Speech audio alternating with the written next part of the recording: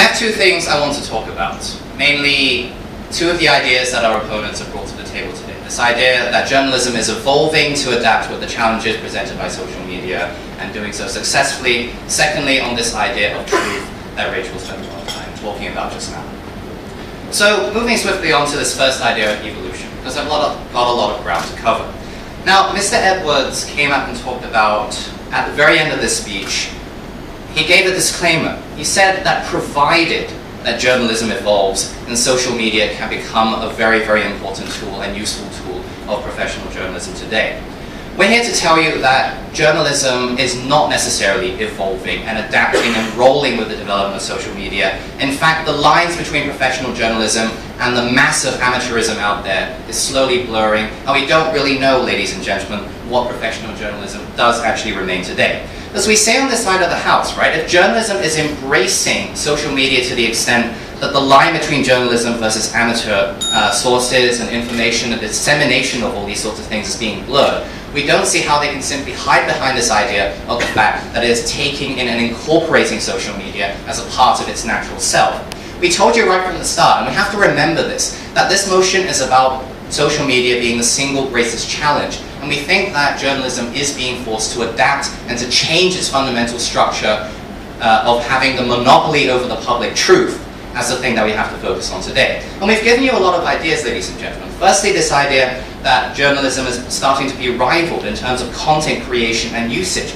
We gave you the idea of direct communication between groups such as Boko Haram and Al-Qaeda with people, this idea of direct communication with celebrities, the use of the Twitter feed, even simply people on the street having smartphones and tweeting about certain things means that the idea of a bridge and content creation is being eroded right from the start. We think that their team simply choosing to focus a lot of their arguments in terms of us mistaking the medium for the message is actually false. And if you listen to some of the things that we were talking about earlier, we did actually talk a lot about the actual message that is presented to the public, which is the most important thing here. If both sides are talking about journalism and the actual message and the public truth that is being created for the purposes of public information, this is the kind of thing that we have to focus on, that the bridge is being eroded. But secondly, we say that we had a concession from their side of the house, right? They're talking about the fact that journalists themselves are starting to use social media as some of their sources. We say that this fundamental nature, a change in the nature of the collection of information, also represents a change that the professional journalist industry has had to accept without being able to adapt to a challenge in any other way other than embracing social media, right? So this obviously already presents a kind of challenge and something that they've had to adapt to, not necessarily successfully, apart from embracing social media as a whole. But secondly, we already had another concession in terms of the fact that social media's effectiveness has been unchallenged on their side of the house in terms of dissemination. We talked about the idea that CNN might get 110 million. We told you Twitter has 1.6 billion per day, ladies and gentlemen, something that they haven't necessarily gone back on us to. But thirdly, we say that even if journalism is evolving to take into account these new challenges, right? We say, then why are journalism and why are news companies actually evolving to become more like social media in the first place? We have websites developing things like comment feeds, incorporating Facebook and Twitter and things like that, in response to consumer demand, in terms of immediacy and also the credibility of the crowd, ladies and gentlemen. And we say that if journalism is evolving to embrace it wholeheartedly, we say that the lines between journalism and between social media are being eroded, and they can't necessarily say that it's being incorporated into journalism. Instead, journalism itself is becoming much more like social media because they can't get around the fact that social media is the new big thing of today's generation, ladies and gentlemen. But before I move on to talk about truth, I have a final thing to say about evolution. Because one of the things that they've been talking about is the idea that journalism's been here before. We dispute this. We've had telegraphs, we've had pigeons, we've even had smoke signals in the past, ladies and gentlemen. But we say to you on this side of the house that in no other period in human history, whether technological change or through wars or anything like that, has the core nature of journalism as having a monopoly over the creation and dissemination of the public truth being so fundamentally rocked as in this day and age. We have the empowerment of everyday people to become their own journalists, to be able to talk to the world. And in this day and age, ladies and gentlemen, the relevance of professional journalism is undoubtedly reducing in comparison to the past. And we say that's why it still remains the greatest challenge. But on to the second idea about truth that Rachel spent a long time talking about. And I want to introduce our perspective on this through analyzing this idea of the children dying in Syria. So she challenged that a picture can't necessarily tell us who, what, when, where, or why. Well, firstly, we say that there is actually a reducing reliance on truth. And the new and younger generation far prefer immediacy and a corroboration of different sources on the internet, and the over-reliance on some things like a news feed or Twitter feed to actually get this information. They're not necessarily so interested in the accuracy or the truth. As long as they know something bad's happening in Syria, that people are dying, that's often far more than enough than actually clicking onto the BBC or CNN article and looking further forward. Point of information? Yes, ma'am. I view myself as part of the younger generation, and I would very much object to the idea that I wouldn't be interested in verifying the facts as I read them. Thank you, Rachel. But unfortunately, I believe that we're an extremely privileged and very knowledgeable crowd in today's day and age. And in fact, we contend that the vast majority of people, young people especially on social media, don't necessarily have the interest or motivation to click one step further, as long as they know something's happening in Syria, something's happening in Afghanistan, something has to be done about it, not necessarily what. No, thank you, ma'am. But even if accuracy is being blurred, we say that this very fact, that readers are choosing to follow different things, that readers are not necessarily following up on accuracy or anything like that, means that journalism in its professional sense needs to spend time trying to verify things, trying to cut through the noise, trying to challenge all the noise, as they were saying, out there, ladies and gentlemen. This represents man hours, this represents a distraction, and again, a challenge to the monopoly over the creation and dissemination of truth. Thank you, sir.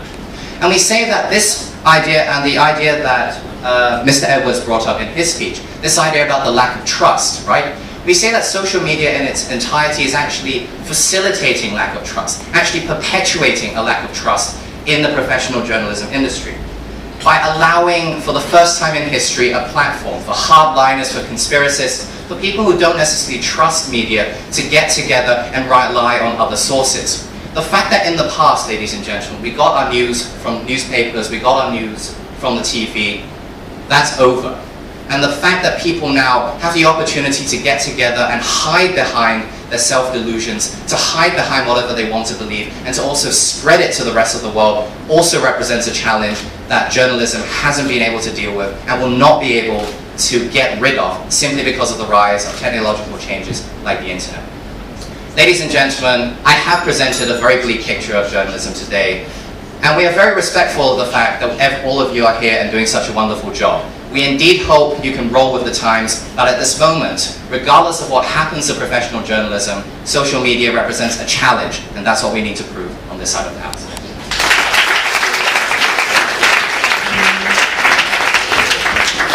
Mr. Kevin Egan, Baskerville Chambers.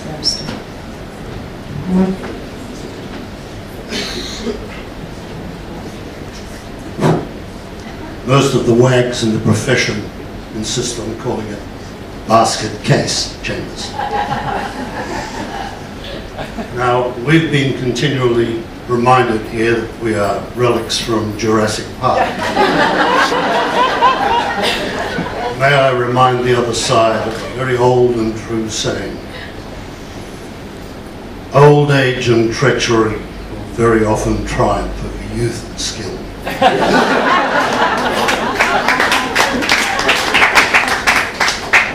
I've made some notes tonight. When I'm addressing juries, I normally don't use notes. Then when I'm addressing juries, I normally know what I'm talking about. As a lawyer, I approach the subject by trying to analyze what the question is. This House believes that the growth of social media is the single biggest challenge facing journalism today. I went to the Oxford English Dictionary, the large volume, this afternoon, and every aspect of social was described in great detail. We had social diseases, socialism. The only thing that wasn't defined was social media. But I guess social media is a little bit like the elephant. It's difficult to describe, but everyone knows one when they see one. And on that basis, I'm prepared to accept that we're talking about here, like Facebook, we're talking about LinkedIn, we're talking about Twitter, and probably a host of others. I have none of those. I have none of those, not just because I'm from Jurassic Park, as I've been reminded, but in all fairness to the ICAC, they have enough difficulty monitoring my mobile phone, my home phone, and my chambers phone, and to put that burden on it would just be unfair.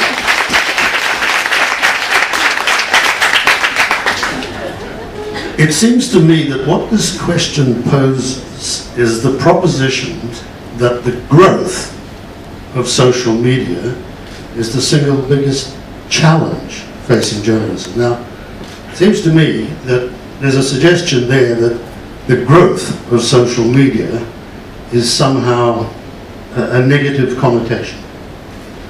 We argue the opposite. What we say is that the growth of modern social media, the ones that I've referred to and others, are in fact nothing more than a modern asset to journalism. Point of information. Yeah, sure.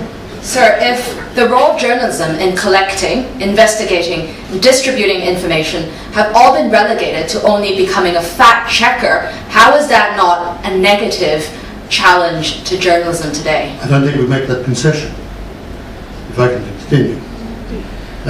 What we say is that the threats to journalism these days, the challenges to journalism, are the same challenges that have always existed. The traditional enemies of journalism have been around for at least 100 years, if not longer. As Thomas Jefferson reminded us some time ago, the liberty of the press cannot be limited without being lost. And we say, and I'll sum up what I say on behalf of our side, what are the traditional threats to journalism today, the challenges to journalism today, but the way in which we approach the social media, the modern social media, we say that really it simply is another tool that has evolved with time. It assists in bringing social media into the 21st century. It's one more string to the bow, no more, no less.